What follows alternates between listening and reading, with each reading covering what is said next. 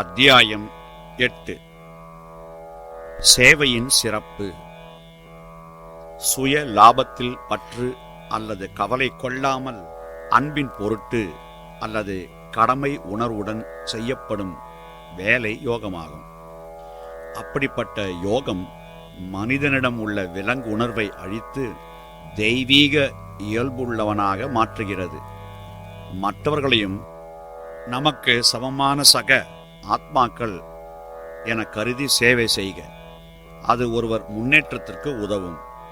அது தான் அடைந்த ஆன்ம நிலையிலிருந்து வழுக்கி விடாமல் காப்பாற்றும். விரதங்கள் வழிபாடுகளை விட தொண்டு அதாவது சேவை அதிகமான மதிப்புடையது. சேவை உங்களிடம் மறைந்துள்ள சுயநலத்தை தூளாக்குகிறது. அது இதயத்தை விசாலமாக்கி மலர வைக்கிறது. எனவே பற்றில்லாமல் பணி செய்வதே மானிடனின் மிக சிறந்த லட்சியமாகும். அவனது வாழ்க்கை மாளிகை இதை ஆதாரமாக கொண்டு, அதாவது நிஷ்காம கர்மத்தின் நுட்பமான ஆதிக்கத்தின் அடிப்படையில் கட்டப்படும் போது சீலங்கள் யாவும் அவனை வந்தடைகின்றன. அகத்தின் நற்பண்பு சேவையாக புறத்தே வெளிப்பட வேண்டும். ஒருவர் அதிகமாக சேவை செய்ய செய்ய அவரது அறிவுணர்வு விசாலமடைகிறது, ஆழமாகிறது. ஆன்மீக உண்மை மிக தெளிவாக அறியப்படுகிறது.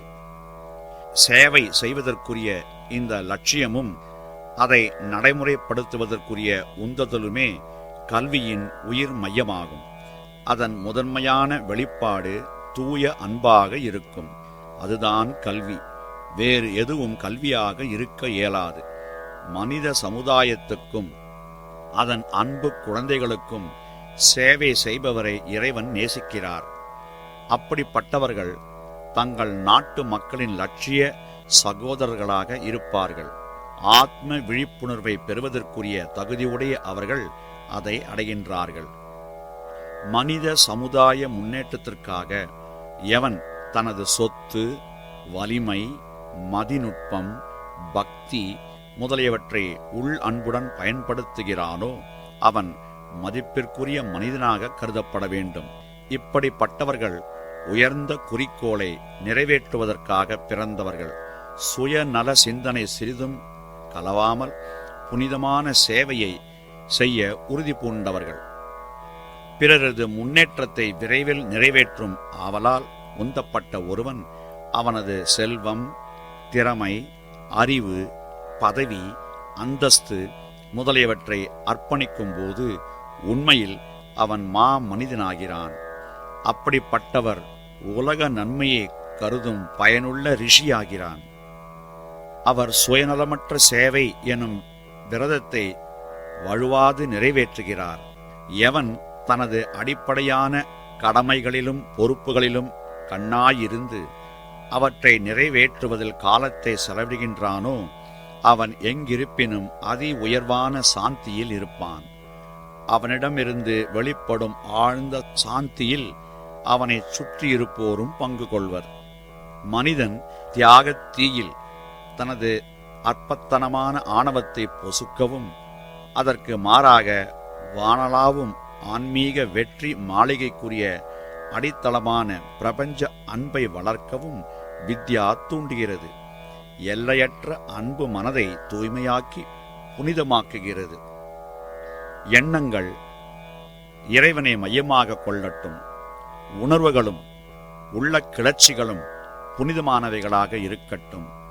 செயல்களும் நடவடிக்கைகளும் தன்னலமற்ற சேவையின் வெளிப்பாடாக இருக்கட்டும். இப்படியாக மனமும் இதயமும் கையும் நல்லவற்றிலேயே ஊண்டியிருக்கட்டும். தூய்மையாக்கும் இந்த பணியை வித்யாதான் மேற்கொள்ள வேண்டும். அது முதலில் சேவையில் உள்ள அதன் மகிமையில் மர்மத்தை புகட்ட வேண்டும். மற்றவர்களுக்கு செய்யும் சேவை எல்லா வழிகளிலும் முழு மகிழ்ச்சியை நிரப்புவதாக அமைய வேண்டும். சேவை அல்லது தொண்டு எனும் பெயரில் பிறருக்கு இடையூறு, இன்னல் அல்லது துன்பத்தை தரக்கூடாது என்பதை வித்யா வலியுறுத்த வேண்டும். சேவை செய்யும் போது தனக்கு திருப்தி தர வேண்டும் எனும் மனப்பான்மை ஏற்பட்டு சேவையை களங்கப்படுத்தக்கூடாது. வாழ்க்கையின் ஓர் இன்றியமையா செயற்பாட்டு பகுதி எனும் கருத்தில் செயல்பட வேண்டும். இதுதான் வித்யாவின் உண்மையான உயிர் நாடி, அதாவது சாரம் அல்லது மையம். வீடு கட்ட செங்கல்லும் சுண்ணாம்பும் முக்கியம். நமது கடமைகளை ஆற்றுவதற்குரிய சொல், செயல், சிந்தனையை தூய்மையாக்கி நமது தீர்மானத்தை வலுப்படுத்தும் வித்யாவே சேவை எனும் செயற்பாட்டுக்கு தேவையானது. இதை போன்ற வித்யாவே நாட்டு முன்னேற்றத்தின் திறவுகோலாகும்.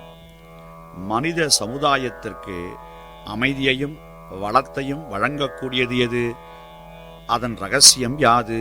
நாம் செய்த சேவைக்கு பிரதியாக பிறர் நமக்கு திரும்பி செய்ய வேண்டும் என்று எதிர்பார்க்காமல் இருப்பதுதான். கர்மம் அல்லது செயல் வேகமாக வளரும் மாபெரும் மரமாகும். இந்த மரத்தின் வேர்களை வெட்டக்கூடிய கோடாரியை பற்றிய விளக்கம் கீழே தரப்பட்டுள்ளன. ஒவ்வொரு செயலையும் இறைவனின் புகழ்பாடும் வழிபாடாக செய்ய வேண்டும். இதுதான் உண்மையான யஜ்யம். இதுதான் மிக மிக முக்கியமான சடங்கு. இந்த தியாகம் பிரம்ம வித்தியை நம்மிடம் அதிகரித்து முடிவில் நமக்கு அதை வழங்குகிறது. சேவை செய்ய வேண்டும் என்ற பேராவல் உடம்பின் ஒவ்வொரு நரம்பிலும் பாய வேண்டும். ஒவ்வொரு எலும்பிலும் ஊடுருவ வேண்டும். ஒவ்வொரு சிற்றறையும், அதாவது செல்லும் சுறுசுறுப்பாக வேண்டும். ஆன்ம சாதனையில் தங்களை ஈடுபடுத்திக் கொள்பவர்கள் சேவை பற்றிய இப்படிப்பட்ட மனப்பான்மையை கொள்வதில் தேர்ச்சி பெற்றிருக்க வேண்டும். பிரேமை எனும் பூ மலரும் போது சேவையாகிறது.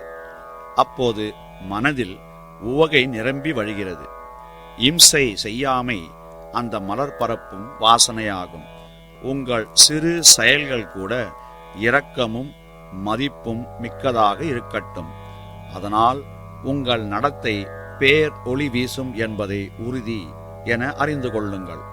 மிக மிக உயர்வான இன்பம் உள்ளத்தை கொண்டு உள்ளம் திருப்தி அடைவது, அதாவது போதும் என்ற மனமே பொன் செய்யும் மருந்து. சுடுசொல் இல்லாத இடத்தில் புனிதம் மிளிர்கிறது, சீலம் செழிக்கிறது.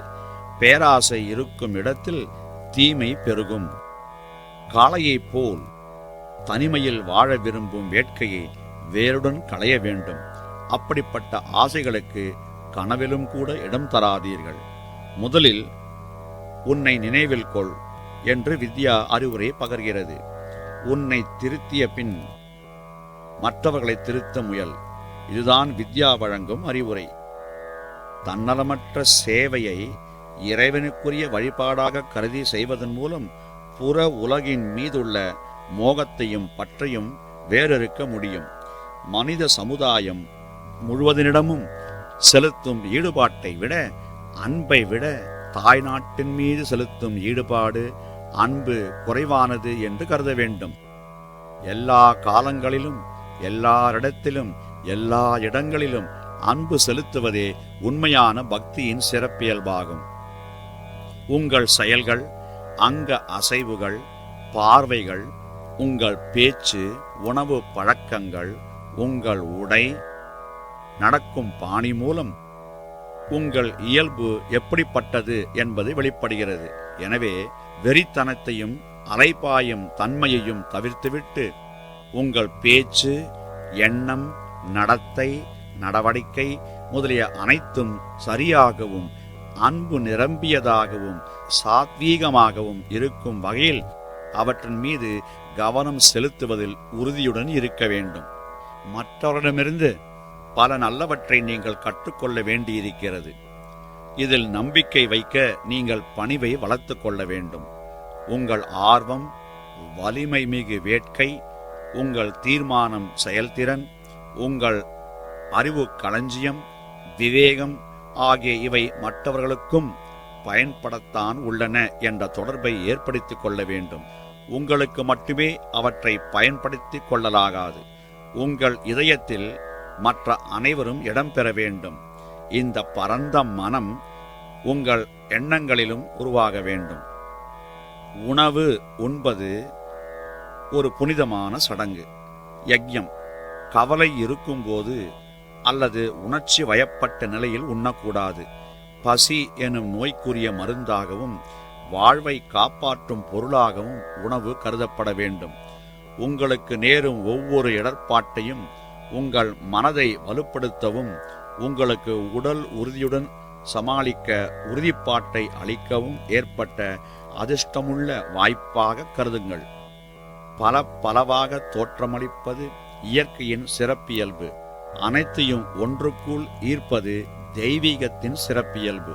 எனவே எவன் மற்றவனை வெறுக்கிறானோ, இழிவுபடுத்துகிறானோ, அவதூறு செய்கிறானோ அவன் உண்மையில் ஒரு முட்டாளே.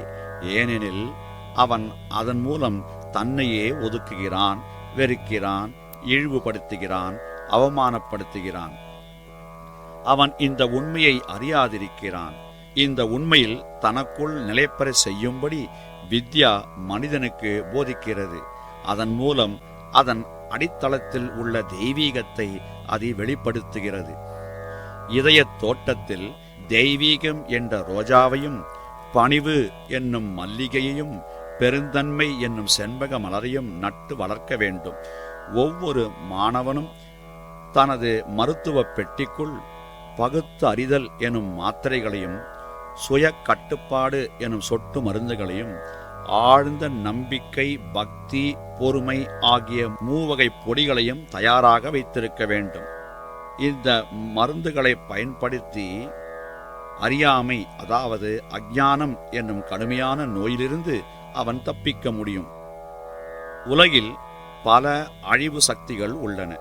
ஆனால் ஒரு பக்கம் தீய சக்திகள் இருப்பினும் அதிர்ஷ்டவசமாக இன்னொரு பக்கம் ஆக்கப்பூர்வமான சக்திகளும் உள்ளன. வித்யா மாணவர்கள் அணுகுண்டுகளையும் இயந்திரங்களையும் போற்றுபவர்களாக மாற்றிவிடக்கூடாது. மாதவனையும் மந்திரங்களையும் போற்றும் செயல் வீரர்களாக தம்மை மாற்றிக்கொள்ள வேண்டும். அதிகாரமும் ஆற்றலும் வீரியமிக்க போதைப் பொருட்கள். அவை மனிதனை அவன் அழியும் வரை மாசுபடுத்தி நச்சுப்படுத்துகின்றன. அவை தீமைகளை வளர்க்கின்றன. ஆனால் வித்யா அதிகாரத்துக்கும் ஆற்றலுக்கும் கூட முழுமையையும் நற்செல்வத்தையும் வழங்குகிறது.